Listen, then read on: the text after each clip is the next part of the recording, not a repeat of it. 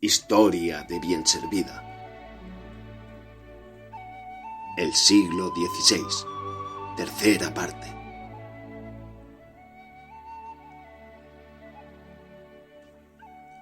En cuanto al número de habitantes, en el pueblo, solo aproximadamente podemos conocerlo en las relaciones topográficas.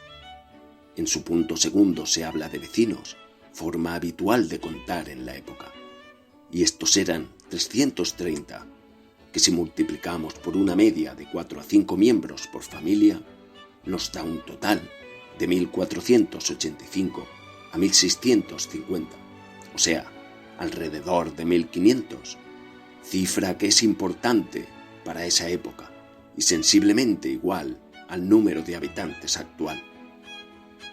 Lo que no es de extrañar si pensamos que la emigración de las últimas décadas de nuestro siglo hizo disminuir la población, que en algunos momentos de tiempos modernos ha sobrepasado los 3000 habitantes.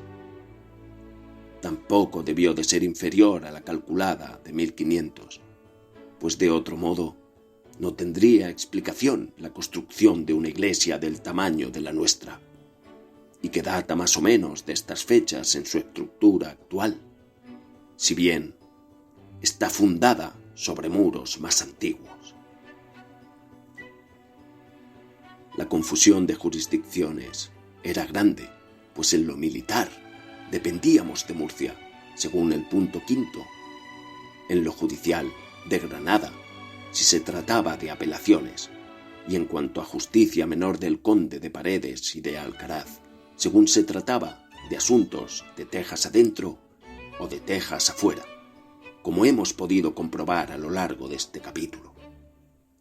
Y en lo religioso, de Alcaraz ante el juez eclesiástico y de Toledo en asuntos generales, que había muchos encinares que desgraciadamente han quedado reducidos al mínimo en sus dehesas y han desaparecido en los alrededores del pueblo. Lo dice el punto 18º, de forma que había leña abundante y de buena calidad, así como alimento para el ganado e incluso, en caso de necesidad, para las personas, por lo que el invierno debía de ser llevadero. Además, estos encinares atraían a la caza tanto mayor como menor, lo que abunda en lo dicho anteriormente y es confirmado por el mismo punto en el que se enumeran jabalíes, corzos, venados, cabras monteses, liebres, etc. O sea, todo lo necesario para los habitantes que estuvieran bien alimentados durante el largo y húmedo invierno de estos parajes. En el punto 20 aparece el río que pasa por el pueblo como el Carpio, que va a desembocar en el Guadalmena y que además ambos tienen peces. Otro punto a tener en cuenta es el 21, en el que se habla de molinos en plural, no precisando cuántos había, pero siendo varios, se deduce que recogía suficiente grano para que pudieran vivir de la molienda varias familias. Este grano sería principalmente cebada y trigo, aunque estos cereales, dado que su cultivo se limitaba a las zonas libres de encinar, es seguro que no eran suficientes para el autoabastecimiento, y el resto necesario para el consumo humano habría que comprar los campos de Montiel. El olivar, aparte de su introducción por los pueblos antiguos y que se había ido perdiendo, es cultivo moderno en Bienservida. Y así en los lugares en los que hoy hay olivo, tales como Carboneras y Cerrovico, entonces eran dehesas del pueblo. Por cierto, que Cerrovico era llamado Cabeza de Vico, según dice el punto 22. En el punto 23 se confirma lo dicho anteriormente, en el sentido de la insuficiencia de cereales, precisando además que hay ganado lanar y cabrío. y que las tierras se trabajan con ganado vacuno, diciendo que en él faltan pan y vino, como ya hemos apuntado, y que de ambos se abastecerían en los campos de Montiel. De todas formas, en las preguntas relativas a la economía hay que pensar que, como dijimos, no se quiere decir que haya abundancia, ni siquiera suficiencia, pues esto podría influir en los impuestos, por lo que había que dar la impresión de pobreza y escasez. No hemos podido encontrar datos fidedignos referentes al capitán Pedrarias Sánchez, mencionado en el punto 33, y que estuvo al servicio de Carlos I en la campaña de Hungría, luchando a favor del hermano del rey, que a la sazón era monarca de dicho reino.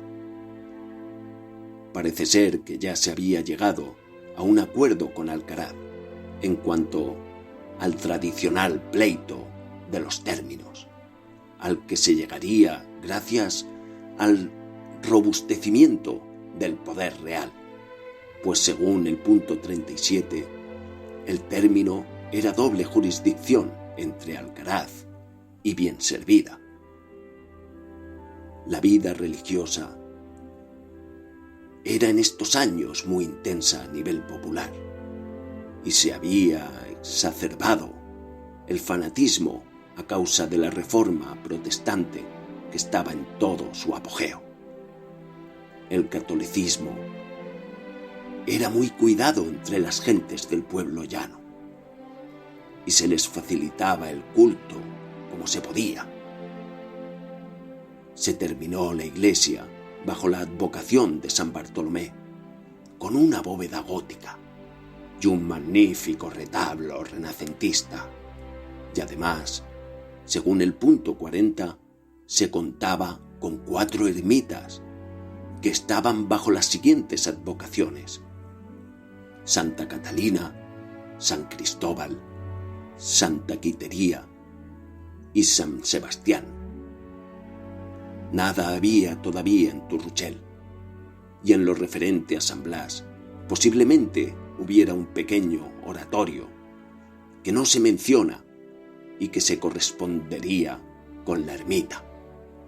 En Turruchel, sin embargo, se reconocía la existencia de las ruinas de señalados edificios de otros tiempos, de lo que ya se había perdido la memoria y de los cuales hemos dicho en esta historia algunas cosas. La vida religiosa no se limitaba al término, sino que también existía una gran devoción a la Virgen de Cortes, patrona de Alcaraz y de toda su comarca, y a cuyo culto contribuían todas las villas próximas, de tal manera que cuando se decidió agrandar el santuario, fueron enviados emisarios a todas ellas a recoger limosnas para su contribución, siendo la contribución muy abundante. De estos emisarios correspondió venir a Bienservida a un tal Juan López Sagueró.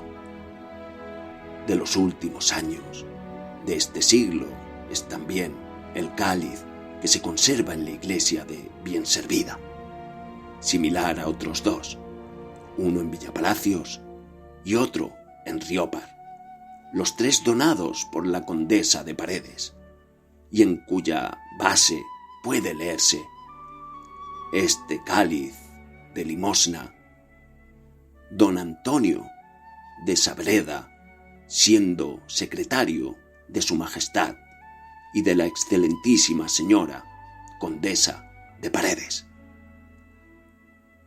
Y con las noticias religiosas cerramos este capítulo que hemos dedicado al siglo XVI.